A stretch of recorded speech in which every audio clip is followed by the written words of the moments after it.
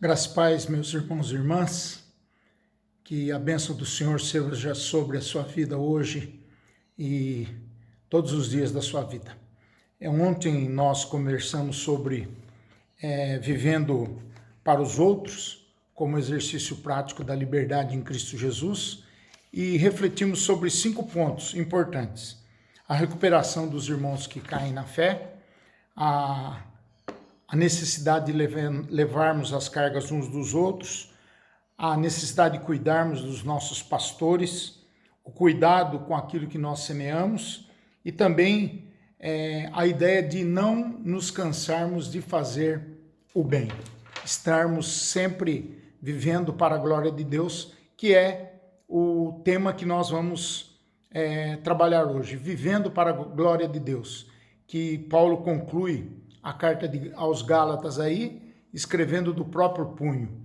O seu objetivo é criar um impacto na mente dos seus leitores, para que os mesmos não cedessem aos argumentos dos judaizantes, legalistas, que ainda acreditavam que precisavam coisas da lei e repeliam as coisas da graça. Eles queriam viver na lei ainda, mas queriam as coisas boas da graça. Então a gente percebe aqui claramente que Paulo fica muito bravo nessa carta, ao escrever essa carta e ao falar com aqueles irmãos. Então ele usa o argumento da motivação ministerial, porque os legalistas queriam submeter os cristãos à circuncisão, voltar à questão da lei sinaítica. Então qual era a motivação deles? Em primeiro lugar, a motivação dos legalistas era receber a glória dos homens. Preste bem atenção nisso. E quase todo legalista hoje é assim também. Eles querem receber a glória para si. E a glória, a gente sabe que nós vivemos para a glória de Deus. Isso é ponto pacífico e ponto. Não temos que negociar, barganhar. A glória de Deus é a glória de Deus. E ele não divide com absolutamente ninguém. Então Paulo vai declarar: todos os que querem ostentar-se na carne, esses vos constrangem a vos circuncidardes, somente para não serem perseguidos por causa da cruz de Cristo. Pois nem mesmo aqueles que se deixam circuncidar guardam a lei, antes querem que vos circuncideis para se gloriarem na vossa carne. Efésios 6, 12 e 13. Então nós precisamos conhecer aqui 3 características marcantes desse povo que era extremamente legalista.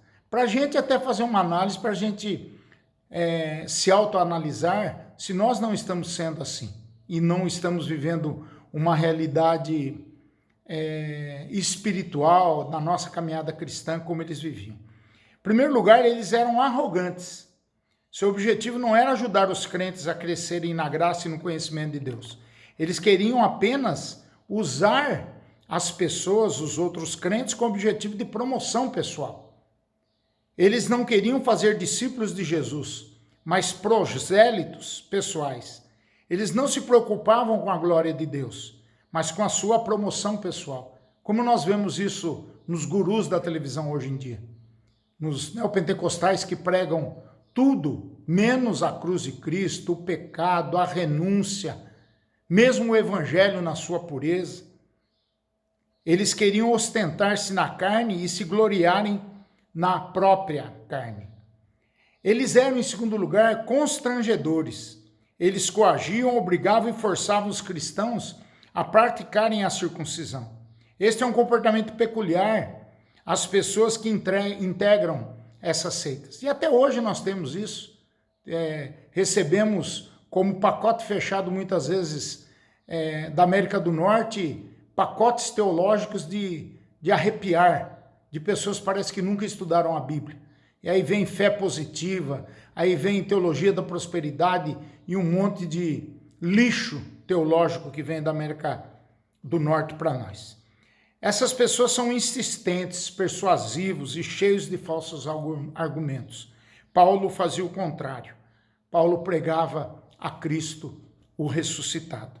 Em terceiro lugar, como eram esses legalistas, as características deles, além de arrogantes e constrangedores, eles eram falsos ou hipócritas. Eles não guardavam a lei, mas exigiam que os outros a guardassem. Pois nem mesmo aqueles que se deixam circuncidar guardam a lei. Os legalistas eram hipócritas, como os fariseus que diziam que não faziam. Os judaizantes, melhor dizendo, eles faziam um jogo duplo. Faziam se passar por cristãos, membros da igreja, e seguidores da lei aos que guardavam a lei.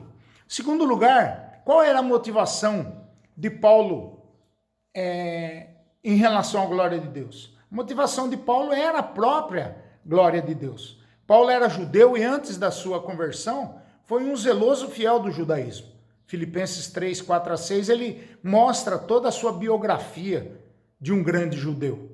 O orgulho de Paulo e de todo cristão deve ser a cruz de Cristo. Os judaizantes gabavam-se da circuncisão, mas Paulo gloriava-se na cruz de Cristo.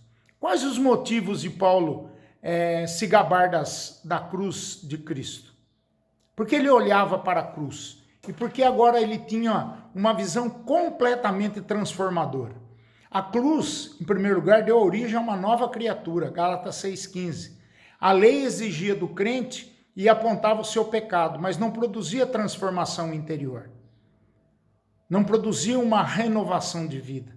Jesus veio morrer na cruz para produzir uma nova criatura. É aquilo que Paulo escreve em 2 Coríntios 5,17.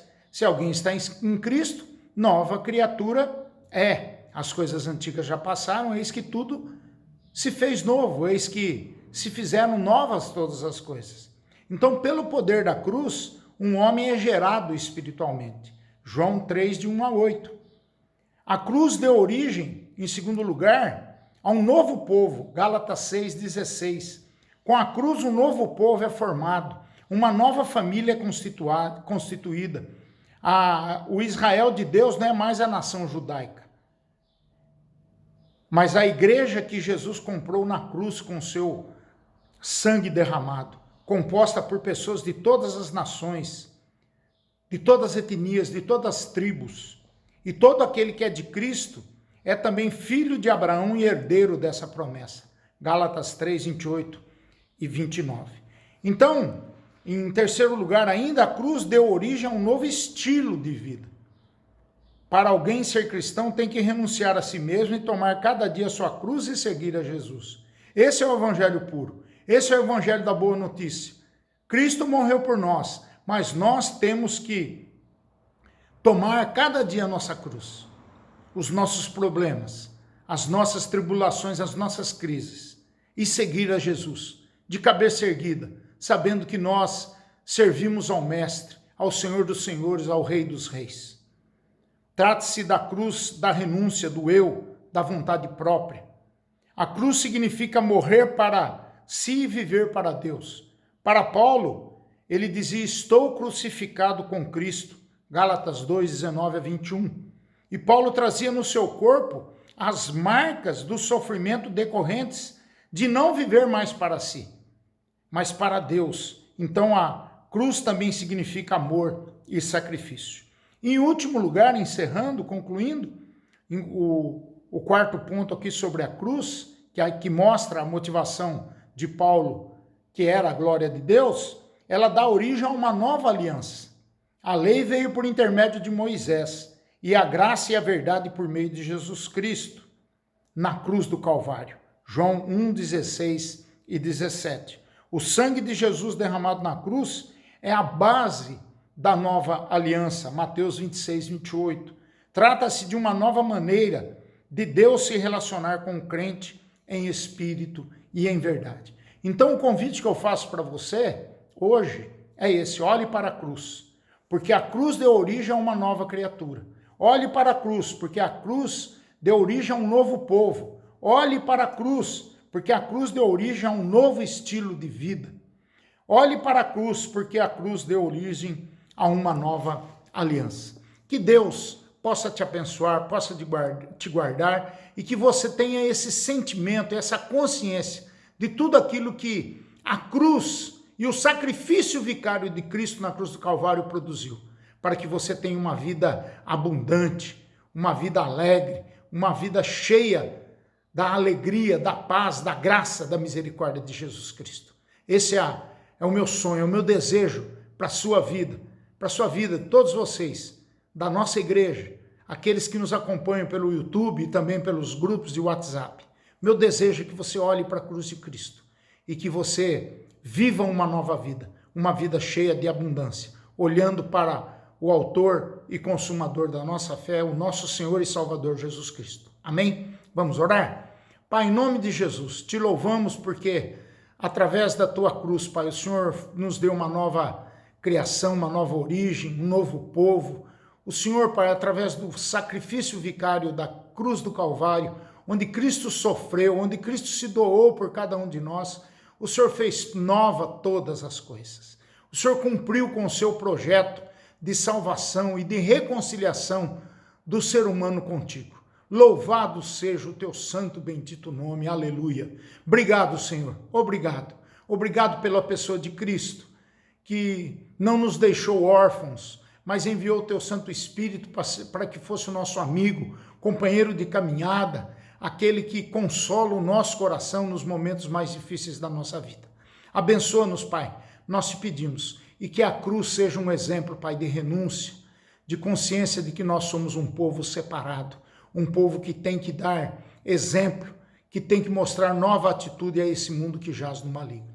Abençoa-nos, Pai, é a nossa oração, pedindo que o Senhor aumente a nossa fé e perdoe os nossos pecados a cada dia, isso em nome do teu Filho Jesus. Amém. Que Deus te abençoe, que Deus te guarde, que Deus te dê graça, alegria, bondade e misericórdia. Essa é a minha oração, mandando um grande beijo e um grande abraço virtual para todos vocês, em nome de Jesus. Amém.